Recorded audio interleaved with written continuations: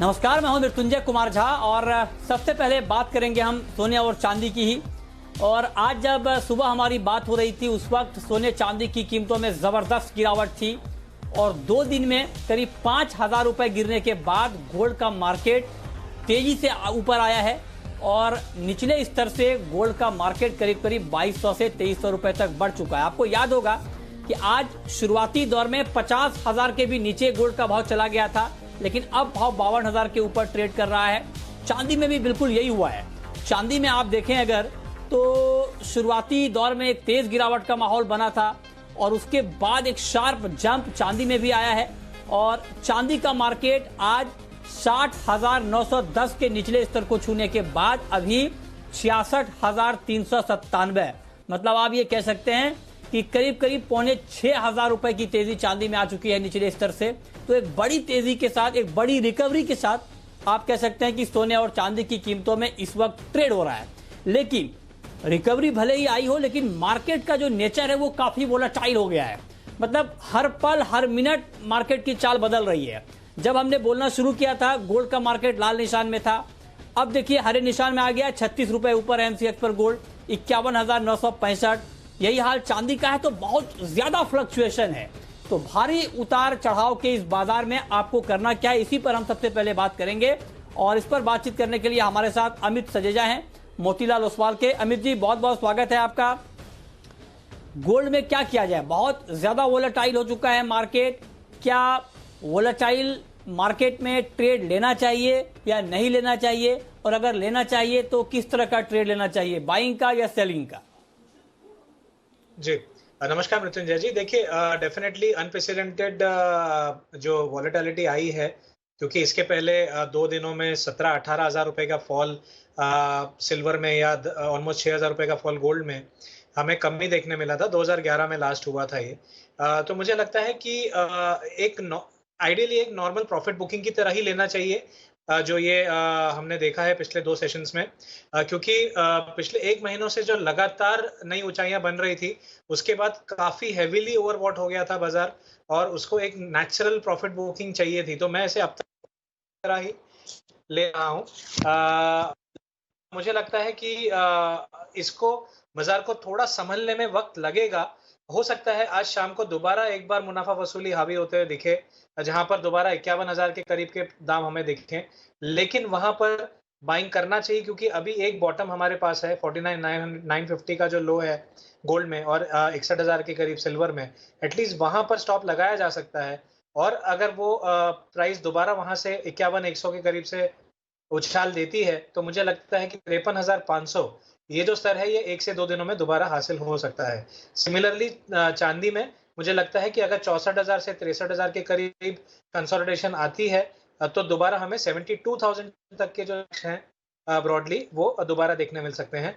तो मैं अभी भी डिप्स पे बाइंग करना पसंद करूंगा, क्योंकि स्टॉप डिफाइंड है और अपसाइड जो है फिर से रिज्यूम हो सकता है।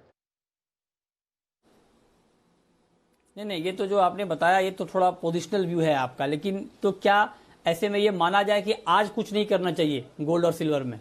नहीं, ऐसी बात नहीं है। देखिए इंट्राडे में 51,500 और 51,100 ये 2 की सपोर्ट्स हैं। तो 51,500 के करीब आता है, डेफिनेटली एक बार बाइंग कर सकते हैं और 51,100 के नीचे स्टॉप रखना चाहिए। अपसाइड में 52,500 के आसपास का इमीडिएट टारगेट लेके चला जा सकता है।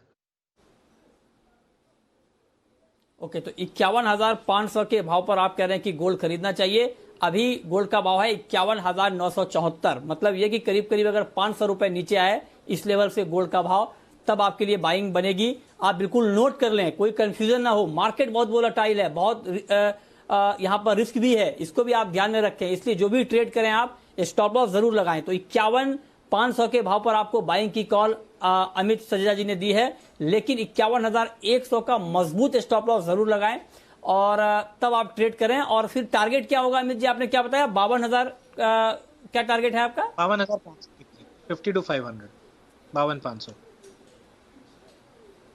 50 to 500। ओके, तो आप करें 51,500 पे खरीदे, 52,500 पे प्रॉफिट बुक कर लें। और ये भी ध्यान रखें कि अगर 52,500 का लेवल आपको दिख जाए तो प्रॉफिट बुक कर लें। ऐसा नहीं कि आपको लगे कि 52,500 आ गया तो अब 53,500 भी आएगा, 54,500 भी आएगा।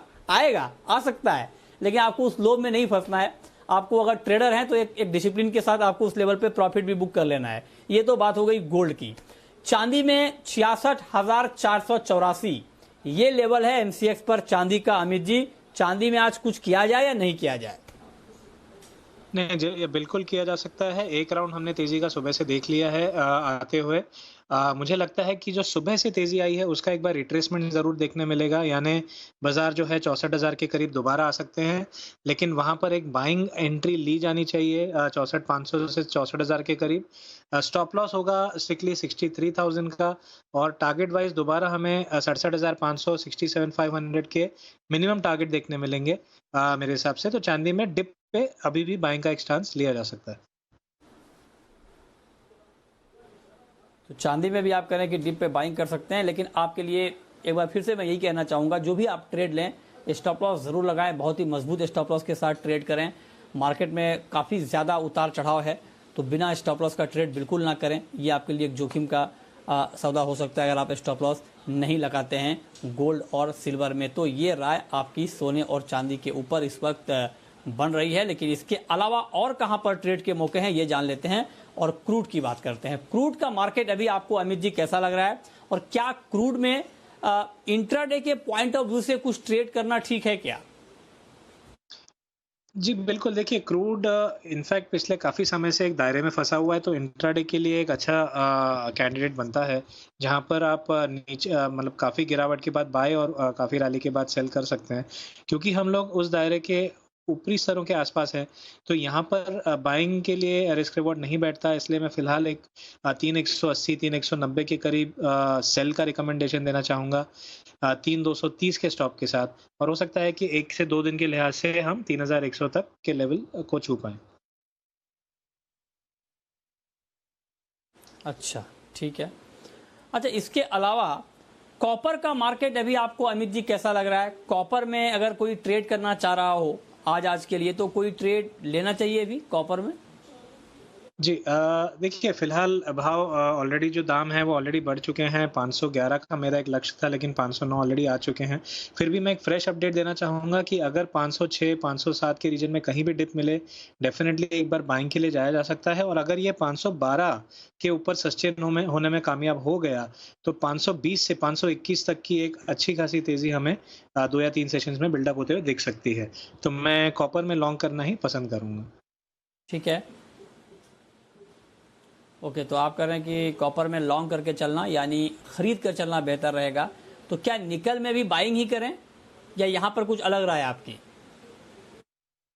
जी नहीं, मेरे हिसाब से निकेल में भी बाइंग की ही सलाह होगी। हमने एक डिसेंट प्रॉफिट बुकिंग आते हुए देखी है पिछले दिनों में, और मुझे लगता है कल से जो रुझान दिख रहा है बाजार का, जहां प्राइसेस 1060 के करीब से रिकवर हो रही हैं, तो मुझे लगता है कि फिर से दोबारा बाजार जो है रेडी हो गया है ऊपर जाने के लिए।